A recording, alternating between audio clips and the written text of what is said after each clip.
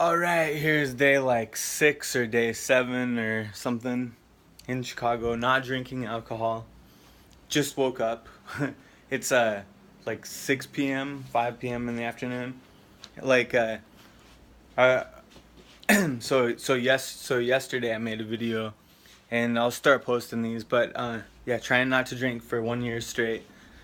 I like usually drink 4 to 6 beers a day, at least 2 beers, like every single day, at least, which is not a huge problem, but it I definitely is a problem. It keeps my energy low, makes me kind of make bad decisions. I usually get drunk one time a week or every 2 weeks.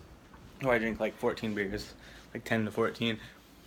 So today is like day 6 or 7, and I could not sleep last night.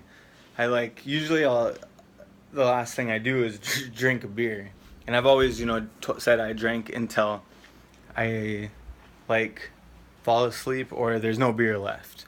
So so there, even if I buy a 6 pack now, as old as I am, I'll drink every single one of them. I'll have a reason every time I go to drink it. Like one, I'm like, okay, this is the last one. Then I have so much fun. Uh, but then I'm sick for days afterward. You know, a day afterward, I'm sick in the morning. I don't go to work.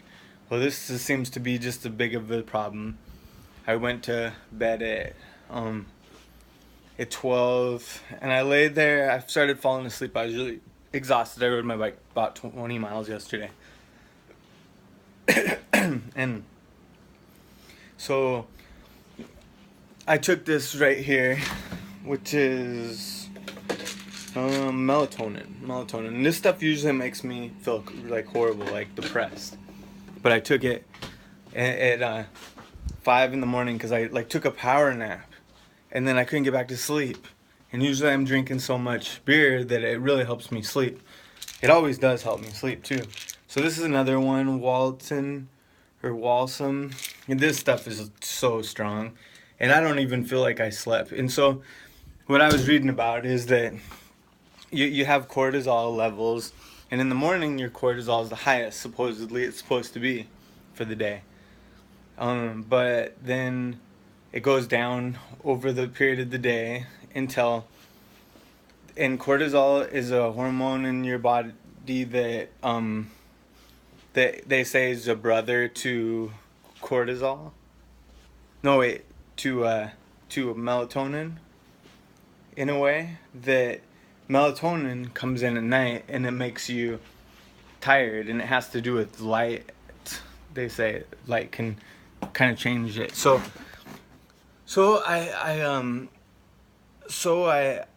I think my problem is I do have more cortisol at night. I'm definitely a night person. I always can stay awake at night, no problem. Getting up in the morning's always been hard for me. It always is hard for me. Alcohol makes it way easier for me to get to sleep. Maybe it lowers my cortisol in some sense. There are some ways to lower your cortisol. I read like sometimes eating carbohydrates, they said, could help, but I'm not totally sure. But if you are interested in it, check out how alcohol affects your sleeping and how it changes maybe your cortisol in your body. So anyway, this is probably a problem that it's a problem I have dealt with for at least a year, where the year before I took antihistamines every single day. And antihistamines are like I think they're a vasoconstrictor, but they like close off your blood vessels a little bit. They make them smaller, and it promotes sleep so that it actually reminds your body that you can sleep. And I think melatonin might be made in the pineal gland or whatever. And anyway, there's a lot of chemistry. There's a lot of physiology and parts of your body that it has to do with. But I can't sleep. That's the thing, is I can't sleep. So I woke up at 5 p.m. today, and this is a major problem because I got to go to work right now and deliver food on my bike, which I can work anytime. So that it's good. It's nice to know. But then, like, how am I going to get to sleep tonight, or should I stay awake all night and then try to work all day tomorrow? Which is like dangerous because you're tired and you're riding a bike. So it's almost like I can't I'm gonna have to try to go to sleep. So I'm gonna try to take one of these melatonin, like half of one at like 11 or 12, and try to work until like 11 or 12 tonight for 6 hours, and then hopefully I'll be able to get to sleep. So it's kind of, I guess it's kind of lucky in life that we have the option. I love alcohol. I love having the option to drink if you want to drink. And I think it's like freedom in a sense. And it's a great painkiller. Like if your back goes out or something, or you're having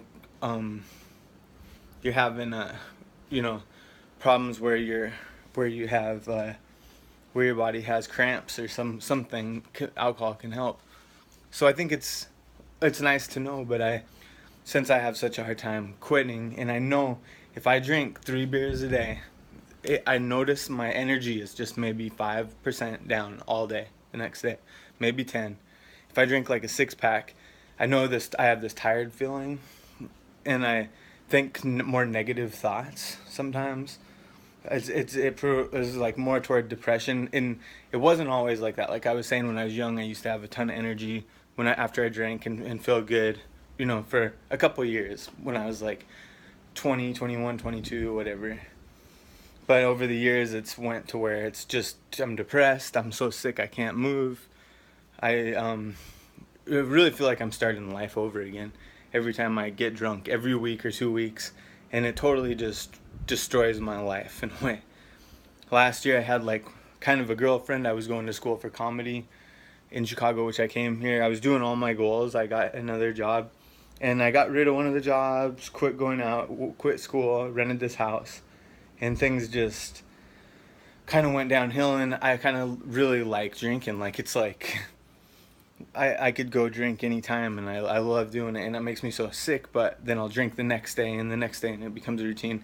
So this is one of the problems, and this has been, a week now, and I'm not being able to sleep. And so you need vitamin D, you need sunlight. So here's the type of vitamin D. I might have showed this before, but take a bunch of this stuff. Vitamin D 5,000. You could take vitamin D 10,000. I think you can almost take as much as you want. I don't know how it would hurt you. If you feel any pain in your organs because there's swelling, then maybe, Well, so I woke up at 5, and the first thing I did was I drank ginger, and I just put one of these lemons inside of a blender. Like I use one of these little things you put into one of these blenders, and I just blend it up and drink some protein powder. And I guess just take it one day at a time. Just quit one day at a time drinking. So I still have the same job. I'm working 6 hours a day delivering food on a bike. That's what I do. Or 12 hours a day if I can wake up in the morning. If I had a job, I'd be getting up, Yeah, this has a little bit to do with working for myself. But it is a problem where getting into a good sleeping pattern is kind of difficult, and it always has been for me.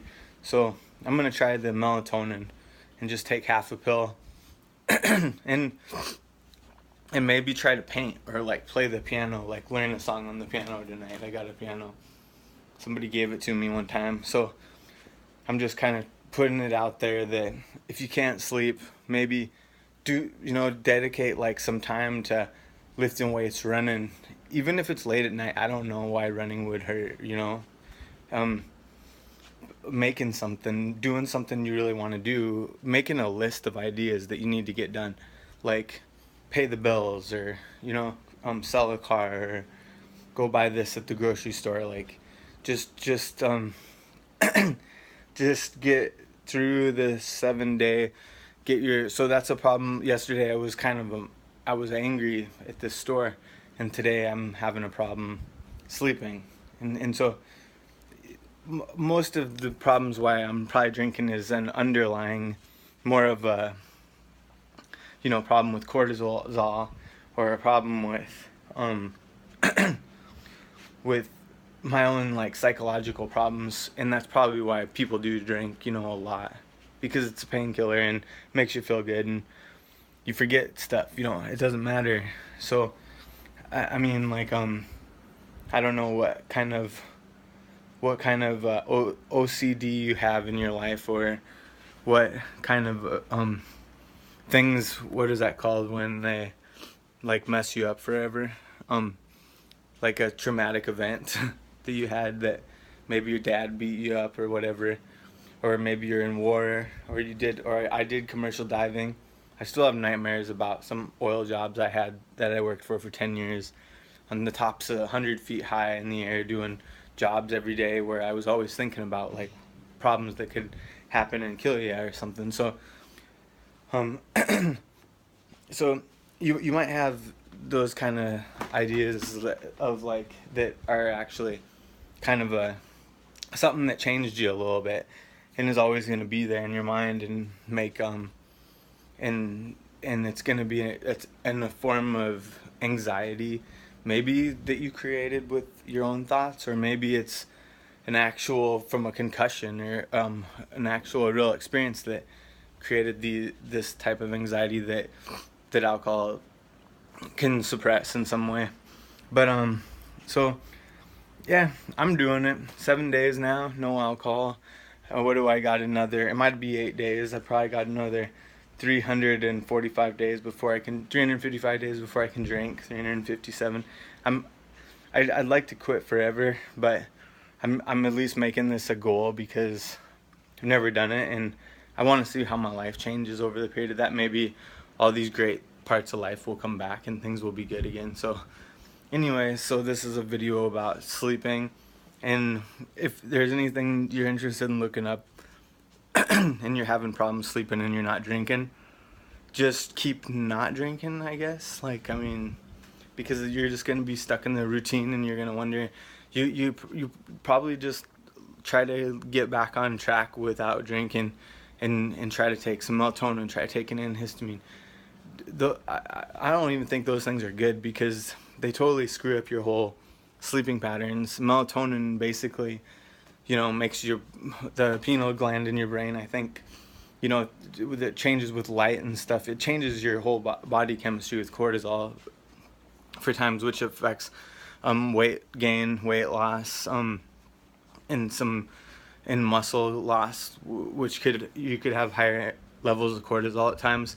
So it's better to do it naturally, but I don't know how you do that. I mean, I might try it tonight. I mean, what do? Go to bed, come home, try to go to bed to work in the morning, not sleep, go to work all day, come home, can't sleep at night again, and be in a horrible routine. How do you get a routine back in your life where you can sleep? If anybody has a video, I might try to listen to some podcasts today, but I don't really have the answer.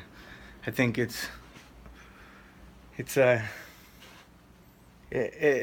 I do kind of have some answers. One is you got to make your mind and your body go to sleep. So exercise as much as you can. I almost think if you drove 8 hours, it's going to make your mind tired. And if you exercised for 3 hours of running, your body's going to be tired, so your mind is going to go to sleep. So what thing can you do that's going to keep your mind busy? Maybe learn a song on the piano. So tire out your body and your mind. And both those things are going to help you get into a routine. Maybe open the curtains in your room, and when the sun comes through the window, if you have any, it'll help. Turn the lights on when you wake up in the morning. You really want to get yourself up in the morning if that's your goal. But it's almost harder for me to go to bed than it is to wake up. I can wake up. Sometimes I'll make a pot of coffee